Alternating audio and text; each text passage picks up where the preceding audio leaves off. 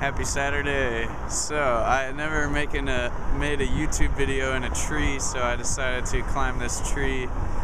I want to tell a story about a woman named Josephine.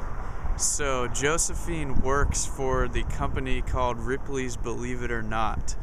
And so, as you may know, Ripley's Believe It or Not is this TV show, and they would go to places all over the world and show you footage of crazy people who've been bit by sharks and survived, or there's a girl who has like 15 arms or something like that in India.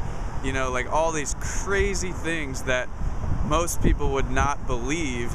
And so the show is called You Either Believe It or Not. So Josephine is the woman who receives all the mail about all these people around the world.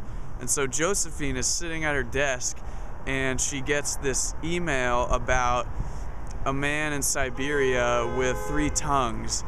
And instead of although Ripley wants her to either believe it or not believe it, Josephine is a master of maybe. So Josephine has to be a master of maybe, because if she filters everything into a category of either believing it or not believing it, then she might miss out on something really cool. So when the email comes in about the guy in Siberia, she has to think, well, could anyone actually have 3 tongues? You know, I don't know.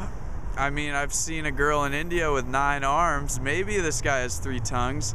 So she, being a master of maybe, she looks into it further and just keeps investigating it. She keeps an open mind, but she also keeps a skeptical mind. And so Robert Anton Wilson, one of Josephine's favorite philosophers, teaches this method of, instead of filtering everything into a category of either believing it or not believing it like Ripley does, Josephine keeps the maybe section wide open. And so anything that comes into her world, she says, oh, well, maybe it's possible. Who am I to say that this guy in Siberia doesn't have 3 tongues? You know, so she keeps an open mind and a skeptical mind with everything, and just is very open to possibilities.